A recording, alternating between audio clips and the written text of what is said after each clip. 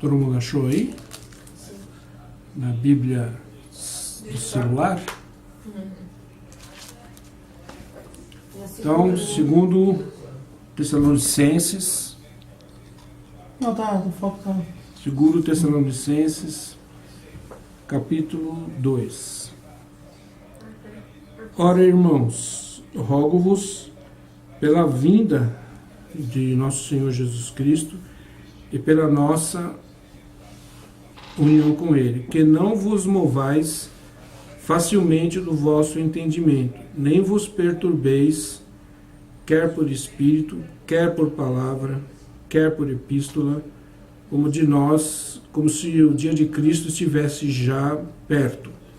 Ninguém de maneira alguma vos engane, porque não será assim, sem que antes venha a apostasia e se manifeste o homem do pecado, o filho da perdição, o qual se opõe e se levanta contra tudo que se chama Deus ou se adora, de sorte que se assentará como Deus no templo de Deus, querendo parecer Deus. Não vos lembrais de que estas coisas vos dizia quando ainda estava convosco? E agora vós sabeis o que o detém, para que a seu próprio tempo seja manifestado. Porque já o mistério da injustiça opera. Somente há um que agora resiste, até que do meio seja tirado. E então será revelado o iníquo, a quem o Senhor desfará pelo assopro da sua boca e aniquilará pelo esplendor da sua vinda. A este, cuja vinda é segundo a eficácia de Satanás, com todo o poder, e sinais e prodígios de mentira, e com todo o engano da injustiça para os que perecem, porque não receberam o amor da verdade para se salvarem, e por isso Deus lhes enviará a operação do erro, para que creiam a mentira, para que sejam julgados todos os que não creram a verdade, antes tiveram prazer na iniquidade. Tá, do que o apóstolo Paulo está falando aqui? Nós sabemos que o apóstolo Paulo trouxe a revelação do arrebatamento da igreja, né? Nem o próprio Senhor Jesus, no ministério terreno dele, falou explicitamente sobre esse assunto. Tá? E os profetas, não houve nenhuma profecia na antiga aliança, tá? Nada referente à igreja, nada referente ao arrebatamento da igreja e tudo mais. Isso tudo faz parte explicitamente da nova aliança. Ali o apóstolo Paulo recebeu então a revelação, foi escolhido por Deus, né, para receber a revelação tanto do corpo de Cristo, da igreja, né, que só nas epístolas de Paulo é mencionado o corpo de Cristo, né, como sendo a igreja. Só nas epístolas do apóstolo Paulo são mencionadas o arrebatamento, quer dizer, o arrebatamento da igreja, o arrebatamento da noiva.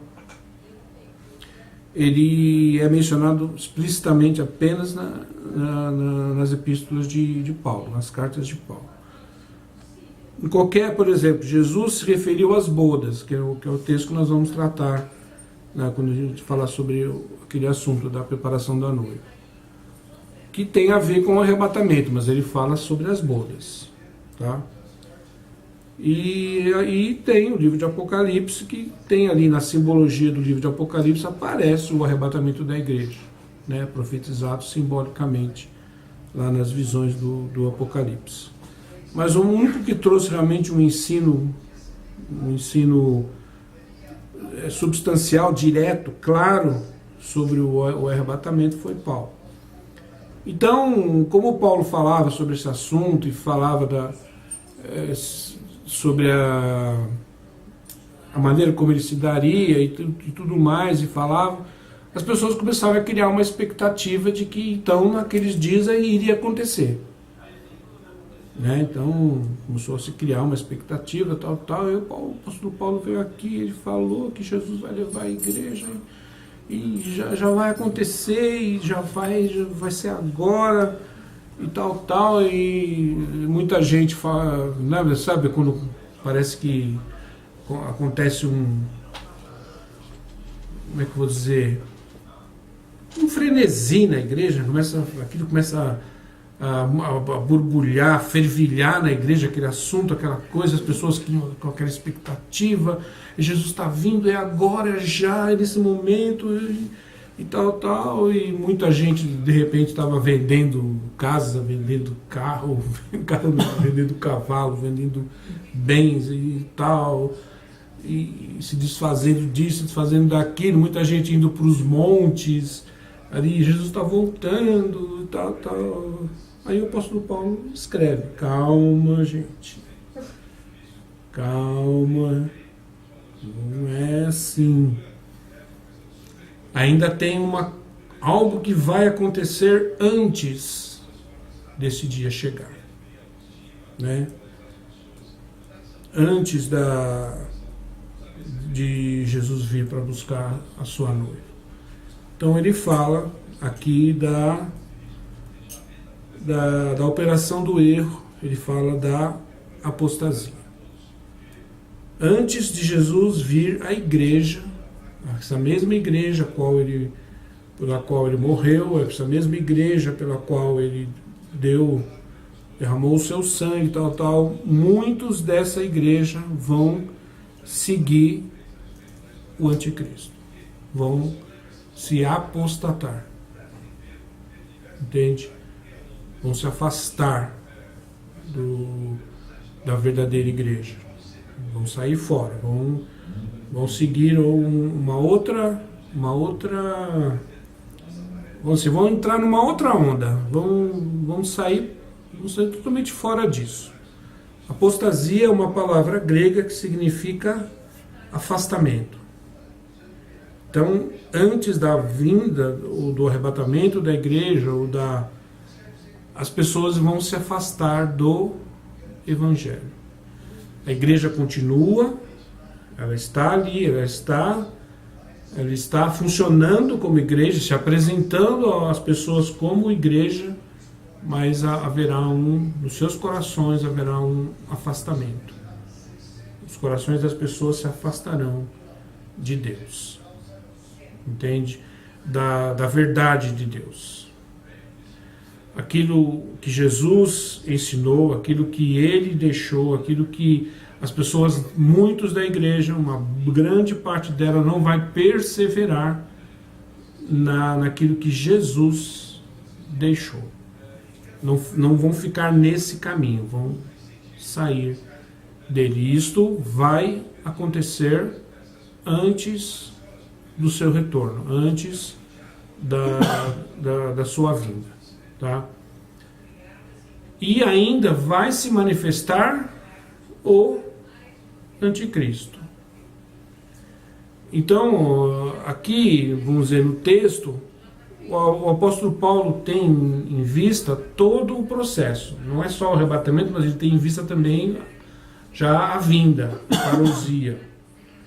Porque o arrebatamento, né, o harpazo, né, como no grego, é uma coisa, e a parousia, a vinda, é outro evento, é outra coisa que acontece depois. Então, nós estamos aguardando o arrebatamento, tá? O harpazo, quer dizer, o rapto da igreja. Mas ainda antes disso acontecer, né, o harpazo, depois a grande tribulação, e aí a parousia, a vinda, vai se manifestar ainda, vai crescer o mal, né? O mal vai, como é que eu vou dizer assim, vai se desenvolver ainda muito, vai se multiplicar, como Jesus falou, né? Vai se multiplicar a iniquidade, de sorte que o amor da maioria dos homens, ou de quase todos, vai se esfriar. E o que eu vejo hoje, o que eu vejo nos dias de hoje, é que isso já está em processo, já está acontecendo. Tanto a apostasia, como o esfriamento do amor verdadeiro, né? Porque o que vai ocasionar o esfriamento do amor? O crescimento da iniquidade, quer dizer, da prática da iniquidade. Tá? A iniquidade, ela não é simplesmente um pecado, ou o pecado de cada um. A iniquidade é uma prática, é um costume, chega até muitas vezes a se tornar até uma lei. Vamos dizer assim, em muitos países, a prática do pecado se torna legal, se torna algo normal, se torna algo, como é que eu vou dizer, algo que já não nos choca mais, já não nos assusta mais, de tão normal, de tão cotidiano, o mal já começa a fazer parte do nosso cotidiano. Isso é o crescer da iniquidade. E o que o crescimento desse mal ocasiona em nós, no ser humano? O esfriamento do amor. A gente já não tem mais misericórdia das pessoas. A gente já não tem mais, vamos dizer assim, um afeto natural pelas pessoas à nossa volta, porque a maldade cresce muito. Quer dizer, alguém te faz um bem, alguém te faz alguma coisa boa, você já pensa, o que ela quer de mim? O que ele quer de mim? Por que ele está me tratando bem assim? O que ele está querendo? O que ela está querendo? O que é isso? É o esfriamento do amor. Você não consegue mais receber uma coisa boa de uma outra pessoa de uma maneira simples, de uma maneira espontânea. Você já pensa alguma coisa ruim a respeito dela. Isso é só um exemplo. E as pessoas vão começar a se distanciar umas das outras. Elas vão começar E a gente já vê isso, né? No lugar onde a gente trabalha, entre as pessoas com que a gente convive, as pessoas se afastando, assim, não é fisicamente propriamente dito, mas elas vão se afastando emocionalmente umas das outras. Já não conseguem mais ter sensibilidade nenhuma para com uma dor de uma outra pessoa está passando, para que uma dificuldade que uma outra pessoa está passando. Problema dela. Que se vire, eu tenho mais o que fazer, eu também tenho problema, cada um com seus problemas, essas coisas, esse tipo de coisa. Então esse tipo de atitude tem crescido, né, no nosso meio por causa da iniquidade. Ela está avançando muito. E naqueles que estarão se afastando do Evangelho de Jesus Cristo, vai se implantar a iniquidade, o mal. E eles então vão receber o anticristo, vão receber, porque o anticristo vem para consumar esse mal, consumar a iniquidade já reinante no mundo. Ele é chamado aqui de oníquo, né, o homem do pecado. Aquele que vai, né, vamos dizer assim, catalisar toda essa maldade, né, nos seres humanos, e ele vai acirrar ainda mais essa maldade, vai fazer com que as pessoas se matem umas às outras para servi-lo, para fazer a sua vontade, fazer o que ele quiser. E começa tudo com essa apostasia, esse afastamento. Então isso já está acontecendo na igreja, né, nos dias de hoje. Por exemplo, por que eu acabei saindo de uma denominação? Por que eu estou aqui me reunindo com vocês fora do sistema religioso denominacional? Exatamente porque eu já não poderia mais falar essas coisas. aquilo que eu ensino para vocês, mais da metade desse ensino, eu já não teria liberdade nenhuma para falar em quase nenhuma denominação. Porque as denominações estão dominadas o quê? Por dogmas, por falsas doutrinas, por falsos evangelhos. Isso é o que nós chamamos de apostasia, do afastamento, né, do evangelho. Por exemplo, em algumas denominações, o dinheiro se tornou o centro do trabalho. Tudo não são todas, é lógico, mas a maioria dessas que estão aí na mídia, se você assistir algum programa evangélico, você vai perceber o quê? Que o culto está centralizado no dinheiro. Tudo é uma questão... E eles espiritualizam a questão do dinheiro. Um líder chegou a declarar que se você não é dizimista, você vai para o inferno. Um líder chegou a declarar: se você não é dizimista, é porque você não é salvo. Se você não oferta na igreja, é porque você está em pecado. Então, quer dizer, a questão do dar dinheiro na denominação relacionado à sua própria salvação, relacionado à sua própria... quer dizer, se você não dá o dinheiro, se você não faz a campanha, se você não faz isso, não faz aquilo, não faz tudo que o pastor está mandando você fazer, é porque você não é salvo. É porque você é rebelde, você não se converteu, você está indo para o inferno. Entende? Esse é um sinal da apostasia da igreja. Se você olhar para o Novo Testamento, a mensagem apostólica, ela não girava em torno disso. Não era essa. Havia necessidade.